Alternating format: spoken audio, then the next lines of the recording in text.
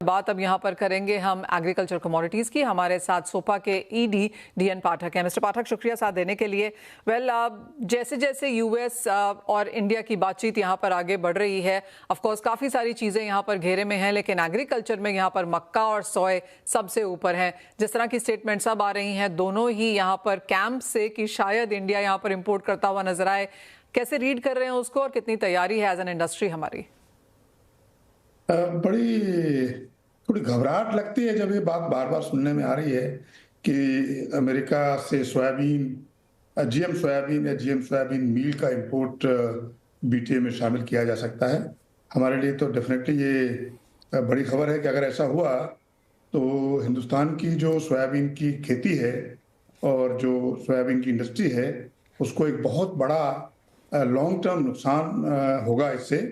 तो हमने सरकार से ये प्रार्थना जरूर की है कि आप जीएम सोयाबीन और जीएम सोयाबीन मील जिसकी उपज यूएस में 3 टन से बल्कि करीब 4 टन पर हेक्टेयर है, हमारे यहाँ एवरेज यील्ड 1 टन है, 1.2 टन है। तो हमारे किसान को यूएस के किसान से कम्पीट करवाना ये किसी भी तरह से लॉजिकल और फेयर नहीं है।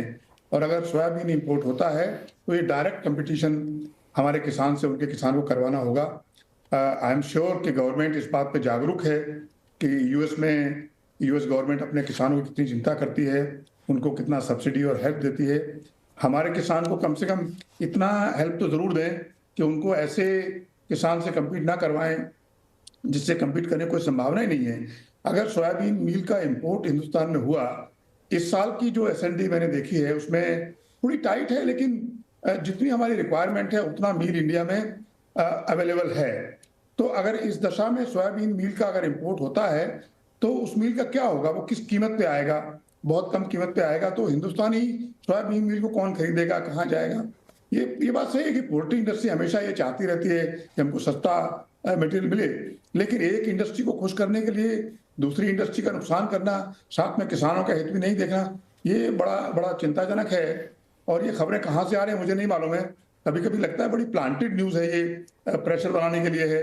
We will have to keep our fingers crossed what the government does, but we are hoping कि ये बेटर साइंस विल प्रिवेल और कम से कम सोयाबीन मील और सोयाबीन जीएम का इंपोर्ट अलाउ नहीं होगा। अगर नॉन जीएम की बात कुछ होती है तो हमको कोई उसमें खास एतराज नहीं लगता है, क्योंकि हमारे किसान नॉन जीएम उगाते हैं और उससे हम कम्पीट भी कर सकते हैं।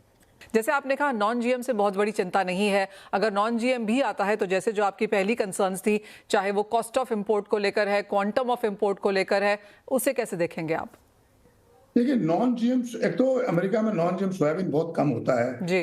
और उनकी जो कॉस्ट ऑफ कंप्लायंस है और जो कीमत है उनकी सोयाबीन की, नॉन जीएम की, वो हमारी सोयाबीन की कीमत से ज्यादा है। तो हमें उसमें कोई चिंता दिखती नहीं है। उनके पास कुछ स्पेशलिटी सोयाबीन है जिनकी कीमत हमारी सोयाबीन से काफी ज्यादा है, तो वहां पे हमको कोई खराबी नहीं दिखती है। हमारा कंसर्न सिर्फ किसान और इंडस्ट्री को लेके है। हमारा कंसर्न यूएस के साथ ट्रेड को लेके नहीं है। अगर वहां से कोई ट्रेड होता है तो कोई बुराई नहीं है। ऑयल हम इतना मंगाते हैं, हम अपना ऑयल का इंपोर्ट यूएस को शिफ्ट कर दें। अगर यूएस ऑयल देने को तैयार है, वो तो जितना चाहे उतना भेज सकते हैं, क्योंकि हमारे यहाँ उसकी कमी है। दिल्ली बहुत जल्द आर्टिफिशियल बारिश देखेगी शायद, और राज्य सरकार ने इसकी तैयारी भी पूरी करने के साथ साथ तारीखों का भी ऐलान कर दिया है। क्या है और कैसे होगी आर्टिफिशियल बारिश, बताने के लिए हमारे साथ हैं स्काईमेट के president metrology mister GP Sharma. Mister Sharma नमस्कार। और सबसे पहले तो अगर आप सिंपल वर्ड्स में हमारे दर्शकों को समझा सकें कि आर्टिफिशियल रेन क्या है। धन्यवाद मनीषा। जैसा कि नाम है आर्टिफिशियल रेन, मतलब कृत्रिम रूप से वर्षा होगी। और दूसरा नाम जो इसका हम देखते हैं आर्टिफिशियल रेन का, हम कहते हैं क्लाउड सीडिंग। मतलब क्लाउड्स पहले से हैं आसमान में और उसको हमने सीड करना है। सीड करना है मतलब उसको, उसके अंदर जो पानी है क्लाउड में, हम उनको ग्राउंड पे लाना है इकट्ठे तौर पे, ताकि उससे कुछ ग्राउंड पे या जो भी अलग अलग एरिया है उसमें एक सब्सटेंशियल, जिसमें काफी मात्रा में वर्षा के रूप में पानी धरती पे आ सके। आर्टिफिशियल रेन के लिए, लेकिन जितना ये इंटरेस्टिंग भी सब्जेक्ट लगता है उतना कॉम्प्लेक्स है, आसान नहीं। बहुत ही, जैसे हिंदी में मैं कहूँ तो एक जटिल क्रिया है और एक जैसे पेचीदा मामला जिसको बोलते हैं कॉम्प्लेक्स, वो है। इसका पूरा का पूरा कॉस्टिंग क्या है इसकी, और क्या ये वायबल है जो ये करने निकला है? देखिए, सबसे पहले मैं कहूँगा वायबिलिटी की बात करें, हालाँकि मैं 1-2 बार पहले भी मेरे से जब पूछा था, उस वक़्त भी कंडीशंस लगभग इसी तरह की थी, तो मैंने तब भी कहा था कि संभव शायद नहीं हो पाएगा। तो ऐसा लगता है उन लोगों को कि हम एक नकारात्मक सोच लेके चल रहे हैं। लेकिन जो रियलिटी है, वो तो रियलिटी रहेगी।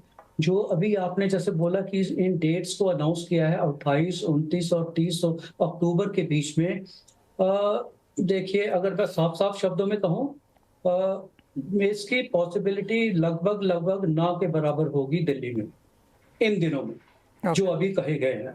तो चाहे मैं I am not sounding positive, but then this is reality. जैसे मैंने कहा, उस तरह के क्लाउड होना बहुत ही ज़रूरी है, जो कि मुझे नहीं लगता हो पाएंगे। लेकिन कॉस्टिंग जो इसकी 3.25 करोड़ रुपए बताई जा रही है, क्या वो ज़्यादा है, कम है? और क्या अगर ये प्रोजेक्ट ओवरऑल फेल जाता है तो क्या ऐसी कोशिशें और वेरियस पार्ट्स ऑफ कंट्री में की गई हैं? देखिए, कंट्री में पहले ज़रूर की हुई, देश के दक्षिणी भागों में हुआ है, कर्नाटक में भी हुआ है, आंध्र प्रदेश में भी हुआ है, महाराष्ट्र में ऐसा एक्सपेरिमेंट हुआ है, नॉर्थ इंडिया में नहीं हुआ है, दिल्ली में नहीं हुआ है। हालाँकि 1-2 बार पहले भी इस तरह की तैयारी ज़रूर की जा रही थी, की गई भी थी, लेकिन परिस्थितियाँ अनुकूल ना होने की वजह से एक बार इस प्रोग्राम को टालना पड़ा था। तो इस बार का, जैसे आपने बताया, देखिए, प्रोसेस कठिन होने के साथ-साथ, कॉम्प्लेक्स होने के साथ-साथ, इट्स अ कॉस्टली प्रोसेस।